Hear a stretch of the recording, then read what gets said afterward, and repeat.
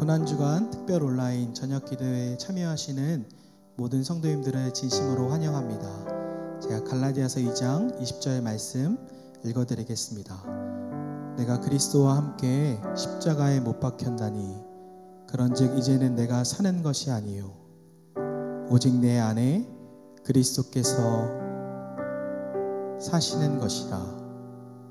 이제 내가 육체 가운데 사는 것은 나를 사랑하사 나를 위하여 자기 자신을 버리신 하나님의 아들을 믿는 믿음 안에서 사는 것이라.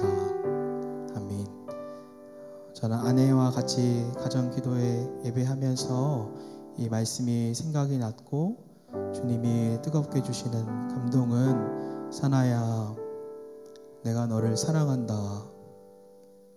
사나야 내가 너와 함께 있다 였습니다.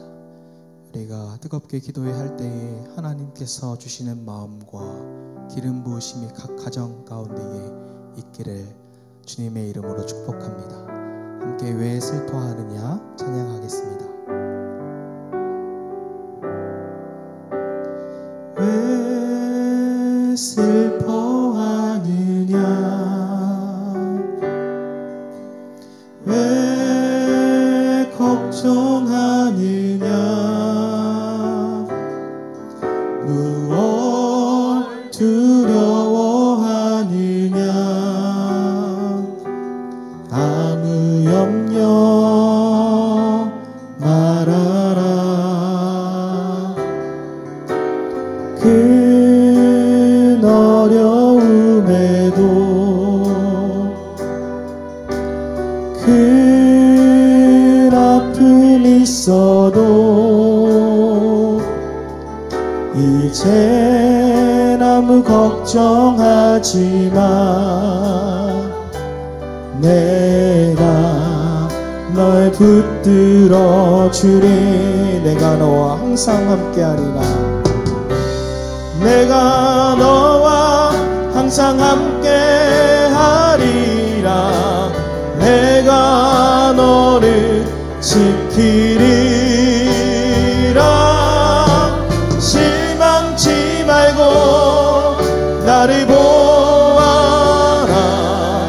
나는 너의 하나님. 처음부터 고백합니다. 왜 슬퍼하느냐 왜 슬퍼하느냐 왜 걱정하느냐 무엇 두려워하느냐 아무 염려 말아라. 큰 어려움에도 큰 어려움에도 큰 아픔이 있어도 큰 아픔이 있어도 이젠 아무 걱정하지 마. 이제 아무 걱정하지 마. 내가 널 붙들어 주리. 내가 너와 항상 함께하리라. 내가 너와 항상 함께하리라. 내가 너를 지키리라. 실망치 말고 나를 보아라. 나는 너의 하나님. 우리 한 번 더 처음부터 고백합니다. 왜 슬퍼하느냐 왜 슬퍼하느냐 왜 걱정하느냐 무엇 두려워하느냐 아무 염려 말아라. 큰 어려움에도 큰 아픔이 있어도 이제 아무 걱정하지 마. 내가 널 붙들어 주리. 내가 너와 항상 함께 하리라. 내가 너를 지키리라. 실망치 말고 나를 보아라. 나는 너의 하나님이라. 내가 너와 항상 함께하리라. 내가 너와 항상 함께하리라. 내가 너를 지키리라. 실망치 말고 나를 보아라. 나는 너의 하나님이라. 그럼에도 불구하고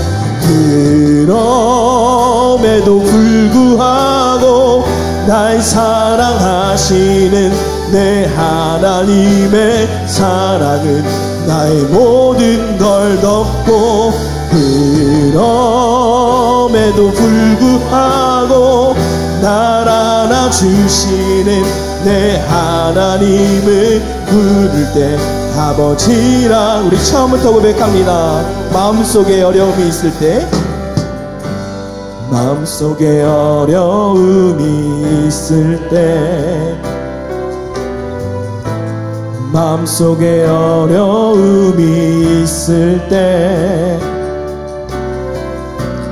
마음속에 어려움이 있을 때, 주님 내게 먼저 오사 내 마음을 만지고 주님 앞에 나올 수 없을 때, 주님 앞에 나올 수 없을 때, 주님 앞에 나올 수 없을 때, 주님 날 먼저 안으시네. 그럼에도 불구하고 날 사랑하시는 내 하나님의 사랑은 나의 모든 걸 덮고, 그럼에도 불구하고 날 안아주시는 내 하나님을 부를 때 아버지라. 그럼에도 불구하고 날 사랑하시는 내 하나님의 사랑은 나의 모든 걸 덮고, 그럼에도 불구하고 날 안아주시는 내 하나님을 부를 때 아버지라. 그럼에도 불구하고 날 사랑하시는 내 하나님의 사랑은 나의 모든 걸 덮고, 그럼에도 불구하고 날 안아주시는 내 하나님을 부를 때 아버지라. 내가 너와 항상 함께하리라. 내가 너와 항상 함께하리라. 내가 너를 지키리라. 실망치 말고 나를 보아라. 나는 너의 하나님. 우리 마지막으로 고백합니다. 내가 너와 항상 함께하리라. 내가 너와 항상 함께하리라. 내가 너를 지키리라. 실망치 말고 나를 보아라. 나는 너의 하나님이라.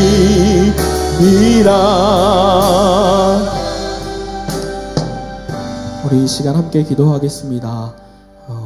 다음 세대와 가정을 위해서 기도하겠습니다. 제가 먼저 역대하 7장 14절 말씀 읽어드리겠습니다. 내 이름으로 일컫는 내 백성이 그들의 악한 길에서 떠나 스스로 낮추고 기도하여 내 얼굴을 찾으면 내가 하늘에서 듣고 그들의 죄를 사하고 그들의 땅을 고칠지라. 아멘. 하나님께서 우리의 삶과 이 세 가지 기도를 드릴 때에 이 천연병 가운데에 이 땅을 고쳐주신다. 즉 땅은 사람을 이야기합니다. 이 사람을 고쳐주신다 라고 약속하셨습니다. 저는 그 신실한 약속을 믿습니다. 그래서 우리가 세 가지 기도해야 할 것, 그리고 세 가지 기도뿐만 아니라 우리가 삶으로 살아야 할 것을 함께 기도하겠습니다. 첫 번째는 내 얼굴을 찾으면입니다. 하나님의 얼굴을 찾는 것입니다. 예배 때만 하나님의 얼굴을 찾는 것이 아니라 계속해서 예수 그리스도 한 분을 구하는 기도를 했으면 좋겠습니다. 하나님, 우리의 가정이 하나님의 얼굴을 찾게 하여 주시옵소서. 우리 다음 세대가 하나님의 얼굴을 찾게 하여 주시옵소서. 우리 부모가 먼저 하나님의 얼굴을 찾게 하여 주시옵소서. 하나님, 우리의 자녀가 하나님의 얼굴을 찾게 하여 주시옵소서.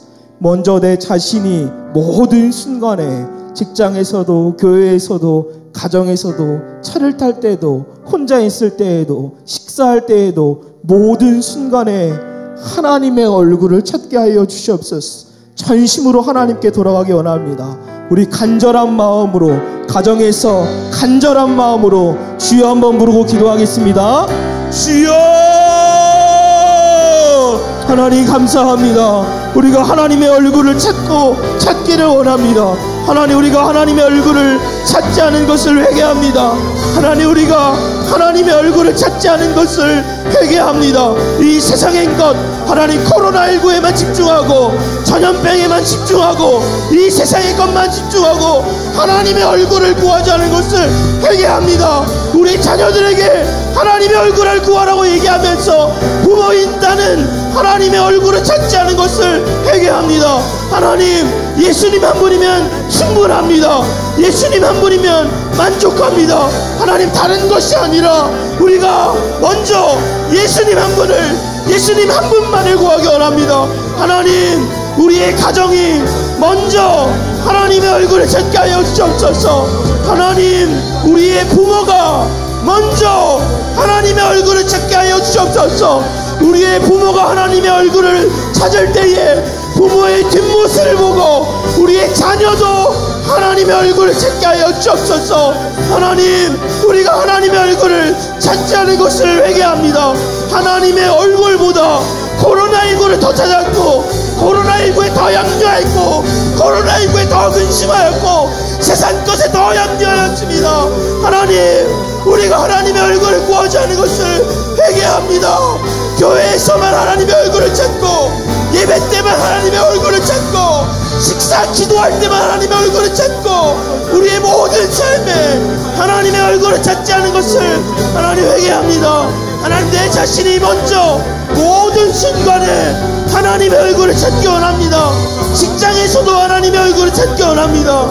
가정에서도 하나님의 얼굴을 찾기 원합니다. 차에 운전할 때도 하나님의 얼굴을 찾기 원합니다. 혼자 있을 때에도 하나님의 얼굴을 찾기 원합니다. 밥을 먹는 동안에도 하나님의 얼굴을 찾기 원합니다. 모든 순간에 예수님 한 분으로 충만하기를 원합니다. 하나님, 우리 하나님 얼굴을 찾지 않은 것을 용서하여 주시옵소서.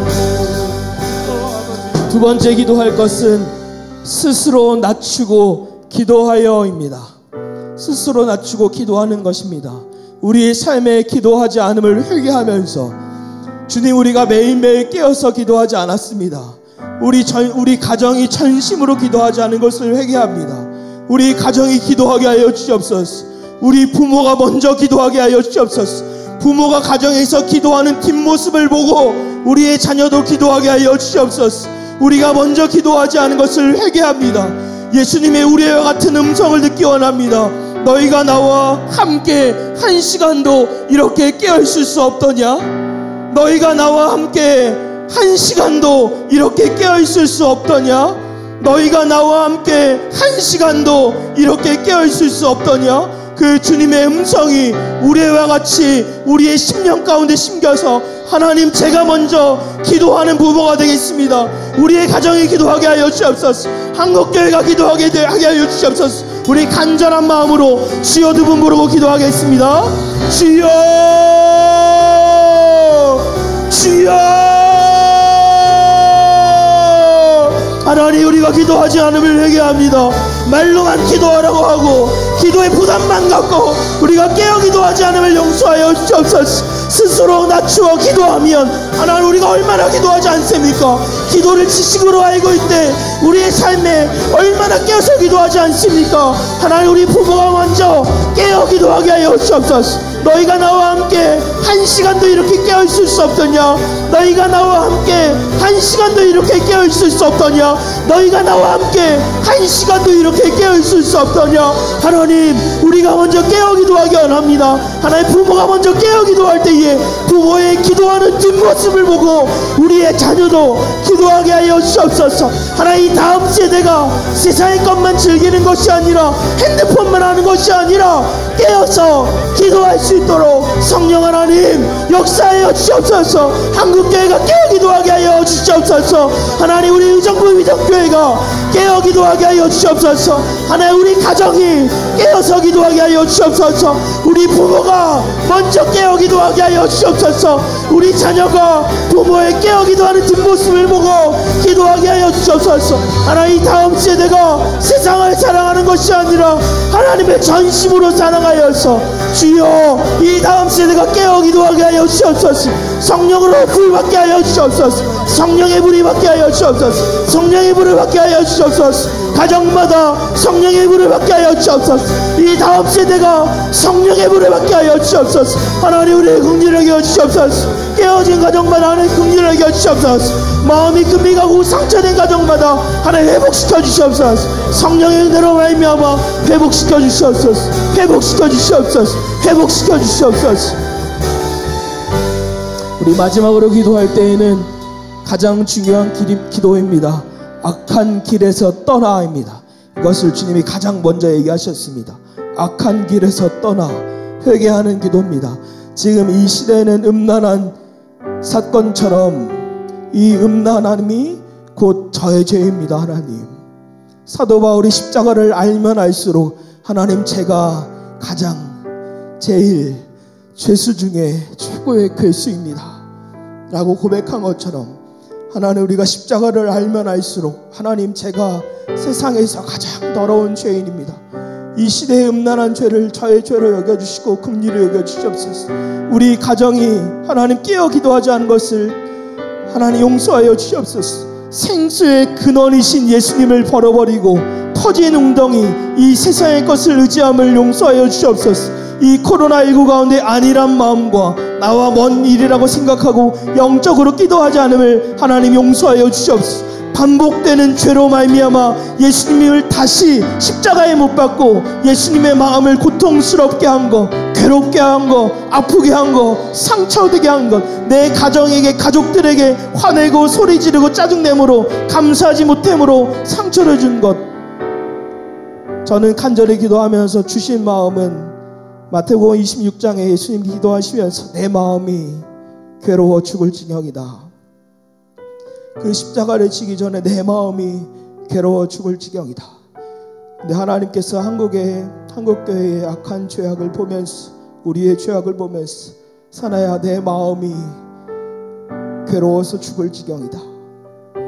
하나님, 우리가 하나님의 마음을 아프게 하고 괴롭게 하는 것이 아니라 하나님의 마음을 시원케 하고 하나님을 기쁘시게 하고 회개 기도만 끝나는 것이 아니라 우리가 악한 길에서 정말 떠나 하나님 죄에 승리하게 되었습니다.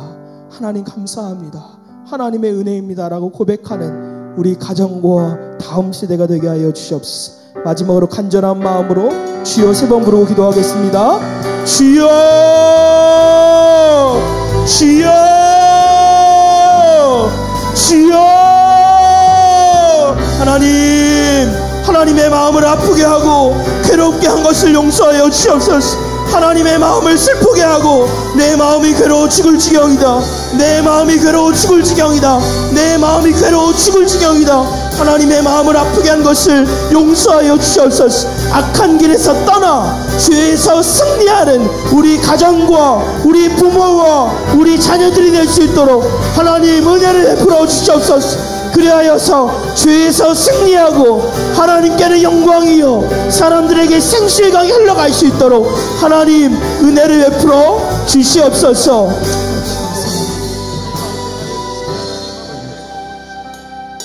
하나님, 우리가 하나님의 얼굴을 구합니다. 하나님의 얼굴을 찾지 않은 우리를 용서하여 주시옵소서. 우리가 다시 깨어 기도하기 원합니다. 기도하지 않은 우리를 용서하여 주시옵소서. 우리가 하나님 악한 길에서 떠나겠습니다. 하나님의 마음을 아프게 하는 것이 아니라 시원케 하는 우리 교회가 한국교회가 될 수 있도록 은혜 베풀어 주시옵소서. 그리고 이 땅을 고쳐 주시옵소서. 우리 주 예수 그리스도의 이름으로 기도하옵나이다. 아멘.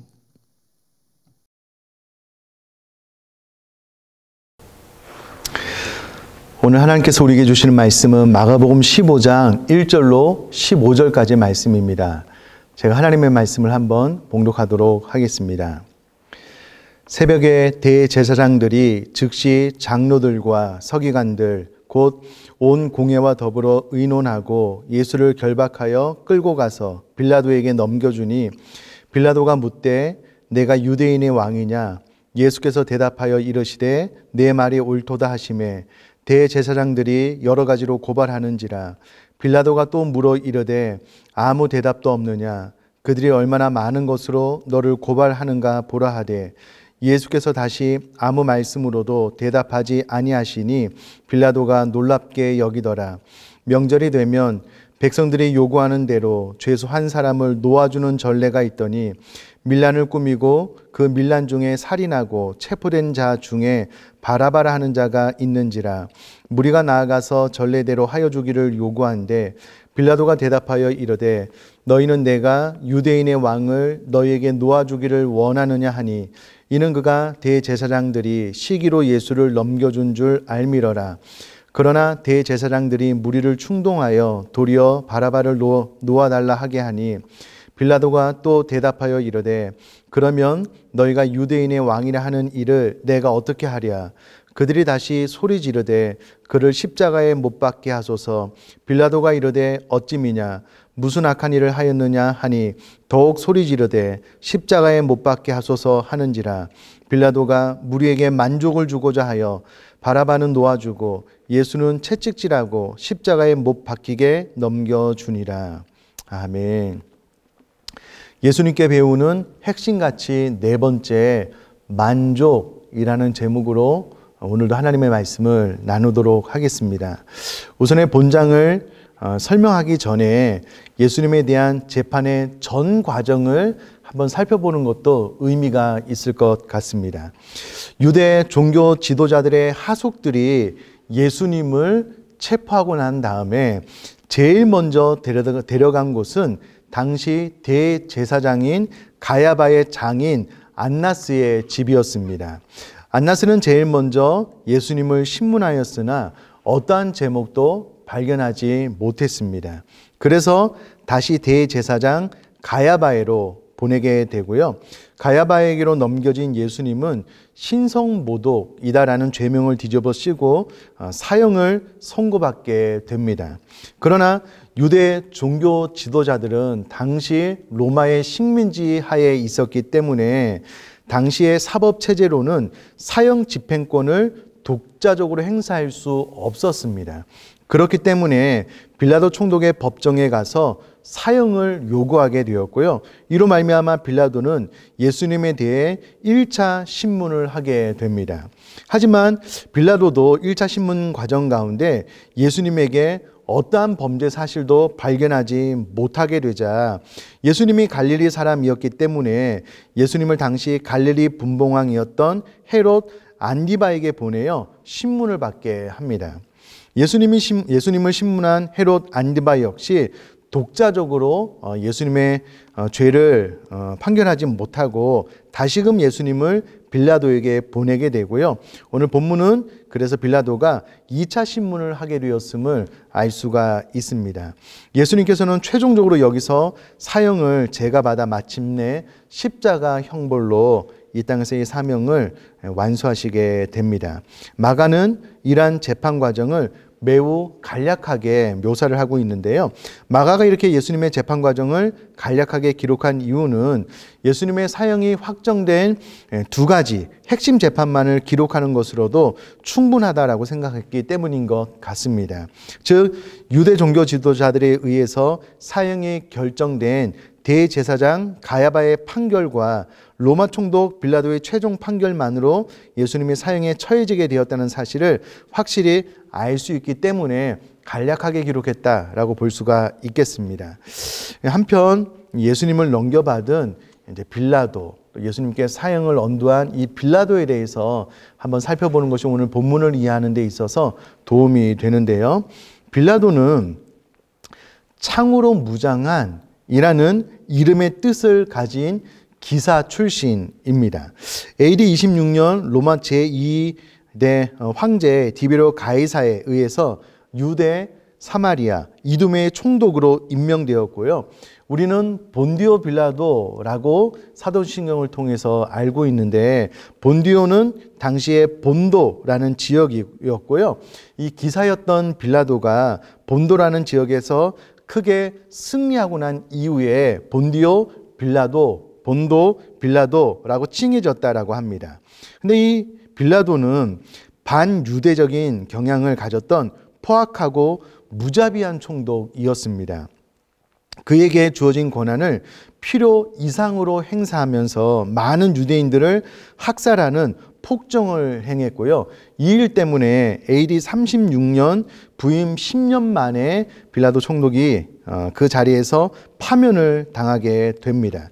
그는 어떠한 인물이었냐면 예수님을 죽임에 있어서 실제적인 책임자이면서도 책임을 회피한 손을 씻는 처세술에 이제 능한 그런 정치가였고요.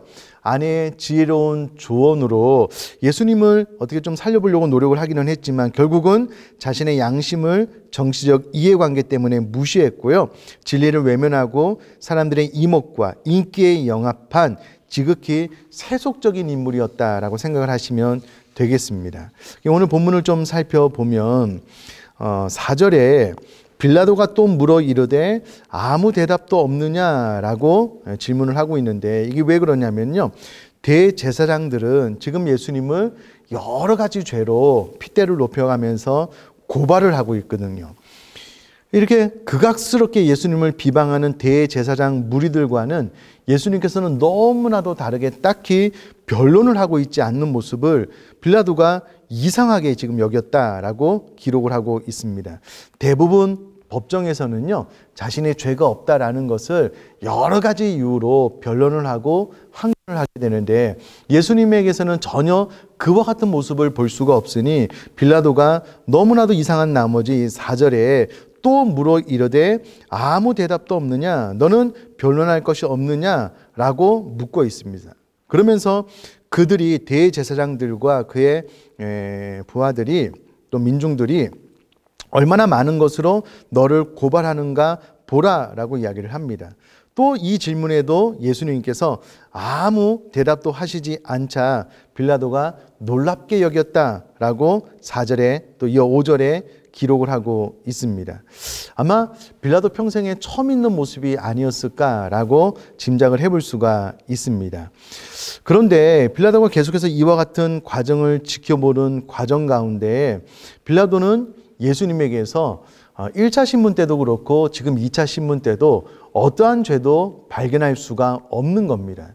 단지 종교적인 이유 때문에 지금 예수님께서 빌라도에게 넘겨졌다라는 것을 그 누구보다도 빌라도가 잘 알고 있었습니다. 물론 그의 아내의 권고도 있었겠지만 예수님의 죄 없음을 나름대로 확신한 빌라도는 어떻게 하든지 예수님을 놓아주기 위해서 노력을 하고 있는 것을 본문을 통해서 볼 수가 있습니다. 9절 말씀 보니까 빌라도가 대답하여 이르되 너희는 내가 유대인의 왕을 너에게 놓아주기를 원하느냐? 그러니까 긍정문이죠. 내가 유대인의 왕을 놓아주기를 원하느냐라는 유도신문 비슷한 질문을 하게 되는데요. 이 질문 안에는 빌라도가 예수님에게 죄가 없으므로 놓아주었으면 좋겠다라는 의견을 피력하고 있다는 것을 알 수가 있습니다. 그리고 10절에 정확하게 왜 이렇게 이야기를 하고 있는지 그 이유에 대해서 이야기를 하고 있는데요. 10절 말씀 보니까 이는 그가 대제사장들이 시기로 예수를 넘겨준 줄 알미러라 라고 기록을 합니다. 그러니까 빌라도는 정확하게 예수님께는 죄가 없고 지금 유대의 종교 지도자들이 예수님을 시기한 이유로 지금 나에게 넘겨 예수님을 죽이려 하고 있다는 것을 누구보다도 빌라도가 잘 알고 있었습니다.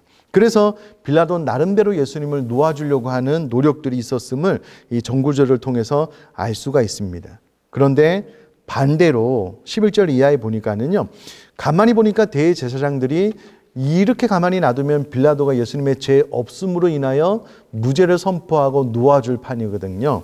그래서 대제사장들이 무리를 충동하여 도리어 바라바를 놓아달라 하게 하고 예수님을 십자가에 못 박으라고 더 강하게 지금 빌라도를 압박하고 있습니다. 빌라도가 14절에 보니까는요, 도저히 예수님의 모습을 통해서 또 이야기를 통해서 죄를 찾을 수 없으니 이번에는 빌라도가 이렇게 이야기를 하는 것이죠. 빌라도가 이르되 어찌미냐 무슨 악한 일을 하였느냐 하니 고소하는 너희들이 예수님께서 어떤 죄를 지었는지 어떠한 죽을 만한 죄를 지었는지 한번 증명해 보아라 라는 의미로 무슨 악한 일을 하였느냐라고 되묻습니다. 이 빌라도의 말에 의해서 이미 이성을 잃어버린 군중들은 더욱 소리 지르되 십자가에 못 박게 하소서라고 대답을 하고 있습니다.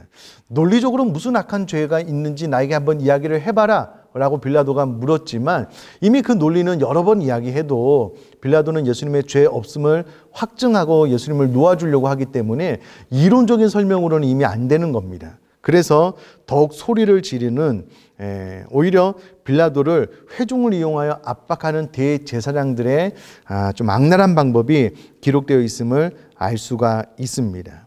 자, 그러면 여기까지 보고 나서 빌라도가 그럼에도 불구하고 나는 예수님에게 대하여 죄를 찾을 수 없다, 놓아주겠다라고 선포하면은 됐을 일인데 그게 그렇게 되지 않았습니다. 일단 빌라도는 자신의 권한과 법에 따라 공정하게 재판할 수 있는 위치에 있는 인물이었고요. 그는 유대의 행정 최고 책임자인 총독이자 사법 최고 책임자인 재판장이었기 때문에 그가 예수님에 대해서 죄 없다라고 한마디만 하면 이 재판은 끝날 일이었습니다. 그런데 웬일인지 이 재판을 끌면서 점점 빌라도가 주도했던 이 재판이 회중들에게로 넘어가는 분위기임을 감지할 수가 있고요. 14절에 더욱 소리 지르는 이 압박을 결국은 빌라도가 이겨내지 못했다라는 것을 15절에서 볼 수가 있습니다. 왜 이 압박을 이겨내지 못했을까? 우리 앞에 살펴본 빌라도는 기사 출신이었고요. 반유대적인 경향을 가져서 포악하고 무자비한 총독이었습니다. 그 누구보다도 유대인들을 싫어했고요. 무시했던 인물이었습니다. 그러나 예수님을 죽이라는 이 압박은 왜 극복해내지 못했냐면 자칫 이 일로 인하여 반란이라도 일어나면 큰 밀란이라도 일어나면 로마 총독으로서의 직무를 감당하지 못한 것 때문에 총독직을 잃게 될 수 있다라는 어떤 압박감이 빌라도에게 있었던 것 같습니다. 뿐만 아니라 본인이 예수님의 무죄에 대해서 선포하게 되면 유대의 종교 지도자들이 또 로마 정부를 대항하고 있는 이 예수님을 빌라도가 편애를 봐줬다라고 주장하게 되면 그의 위치에 큰 위기를 당할까 싶어서 그만 더욱 소리 지르는 이 소리에 굴복해버리고 맙니다. 그래서 15절에 보면 빌라도가 무리에게 만족을 주고자 하여 바라바는 놓아주고 예수는 채찍질하고 십자가에 못 박히게 넘겨주니라 라고 기록을 하고 있습니다. 평소에는 유대인들을 그렇게 두려워하지 않았던 빌라도에게 전혀 다른 반응이 일어났음을 볼 수가 있습니다. 우리가 원어적으로 살펴보면은요, 빌라도가 무리에게 만족을 주고자 하였다라고 기록을 하고 있는데, 만족을 준다라는 말은 뭐뭐에 이르는 이라는 뜻을 가지고 있습니다. 따라서 본문은 무리의 기대에 도달하기 위하여라는 의미로 해석을 할 수가 있는데, 결국 빌라도는 예수의 십자가 처형을 요구하는 광포한 무리들의 기대를 저버릴 수가 없어서 그들의 기대에 도달하기 위하여 결국 예수님을 십자가에 못 박혀 넘겨주게 됩니다. 저는 이 말씀을 통해서 도대체 나는 지금 누구를 만족해 하는 삶을 살고 있는가라는 질문을 스스로에게 해보게 됩니다. 나는 누구를 만족해 하고 있는가? 고난주간에 예수님의 행적을 계속 지켜보고 있는데요. 예수님은 철저하게 자신의 뜻이 아닌 하나님의 뜻을 이루기 위해서 주여 짜릿한 기도를 통하여 나의 원대로 마옵시고 아버지의 원대로 되기를 원합니다라는 기도를 통하여 하나님을 만족시키는 삶을 살았다라고 계속되는 본문을 통해서 우리가 확인하고 있습니다. 반면 빌라도는 일단은 자기 자신의 빌라도 총독으로서의 위치를 지키기 위한 자기 만족을 위한 선택을 1차적으로 했고요. 두 번째는 또 자신에게 예수님을 십자가에 못 박게 내어달라고 더욱 소리지는 그들을 만족해 하는 선택을 했다라는 겁니다. 그러므로 저는 이 말씀을 통해서 나는 내 인생 여정 가운데 과연 하나님을 만족해 하는 선택을 하고 있는가, 아니면 나 자신과 또 나를 기대하고 있는 타인을 만족시켜주는 선택을 하고 있는가를 돌아보는 시간 되었으면 좋겠고요. 예수님께서 우리에게 가르쳐 주시는 네 번째 핵심 가치는 만족입니다. 나는 누구를 만족해 하는 자인가?